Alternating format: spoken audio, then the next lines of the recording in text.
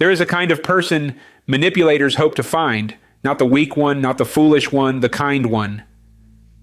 The one who gives people the benefit of the doubt, who forgives fast, who hates conflict so much they'll apologize for things that were never theirs to carry. You've been told that kindness is your best quality. It is. But nobody warned you that, unguarded, it reads to the wrong person like an unlocked door. I want to be precise here, because this gets twisted into something ugly. Your kindness is not the flaw. It was never the flaw. The flaw is what's missing beside it. And that missing piece is something you can learn. I'm going to show you why the gentlest people end up the most worn down, not by their kindness, but by people who learn to exploit it. The exact traits a manipulator scans for. The stress response that makes you cave without deciding to, and the upgrade that turns kindness from a target into something almost untouchable. Stay to the end because the defense is simpler than you think, and it doesn't cost you who you are. Start with the traits themselves, because there's nothing wrong with a single one of them. High empathy. You feel what other people feel, sometimes before they do. Agreeableness. You'd rather keep the peace than win the point. Fast forgiveness. You don't like carrying a grudge, so you set it down quickly. And over-responsibility. When something goes wrong, your first reflex is to ask what you could have done differently.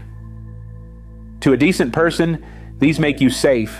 To a predator, they read like a map, because each one on its own can be leaned on. The empathy means they can perform a wound, and you'll often rush to tend it.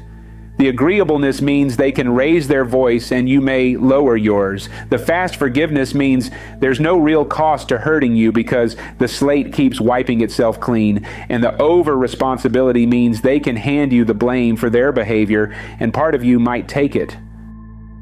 Now here's the mechanism most people have never had named. When someone applies pressure, you've heard of fight or flight. But there's a third response, and it's the one many people run when they've been trained to. It's called the fawn response. Appease the threat. Soothe it. Make yourself agreeable enough that the danger passes.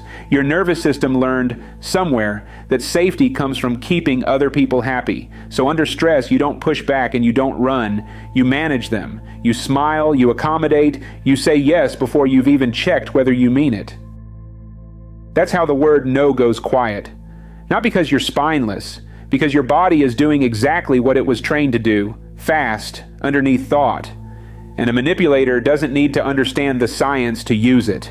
They just need to notice that when they apply a little discomfort, you fold to make the discomfort stop. Which brings us to their favorite tool, guilt, and its quieter twin, obligation. Listen for the shapes it takes. After everything I've done for you, a real friend wouldn't even hesitate. I guess I just expected more. None of these are requests, they're levers. The goal isn't to ask for something you might decline. The goal is to make declining feel like a moral failure, so that saying no costs you more than saying yes. And for someone wired toward over-responsibility, that's an almost perfect trap. Because you already audit yourself. They barely have to push. You'll do their work of making you feel guilty for them. Over time, the giving stops being a choice you make and becomes a tax you pay, just to avoid the feeling of having let someone down. Here's the turn, and it's the whole episode. Everything I've just described is fixed by one thing, and it is not becoming colder. The opposite of a doormat is not a wall. The missing piece was never more suspicion or less heart. It's a boundary. Kindness without boundaries is how good people get hollowed out. Kindness with boundaries is how good people stay good and stay standing. So here's the defense. 3 things. First, a boundary is the upgrade to kindness, not the betrayal of it. You're still warm. You're just no longer automatic. Kind, not compliant. Second, install a pause before yes. When someone asks something of you, buy a beat. Let me think about that and get back to you. That small sentence breaks the fawn reflex because it puts a decision back where an impulse used to be. Third, learn to feel guilt as information, not instruction. When a request arrives wrapped in guilt, that wrapping is the tell. A fair ask can survive a no.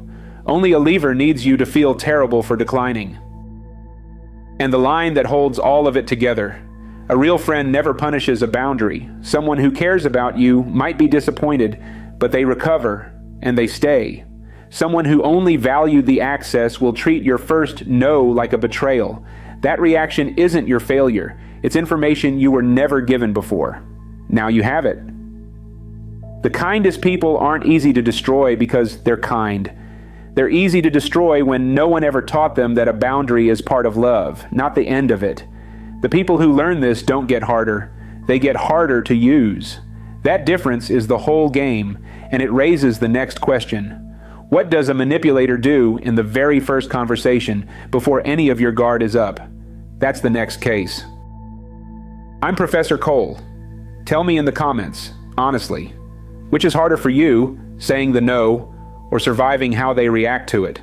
Subscribe, and I'll read the next one with you.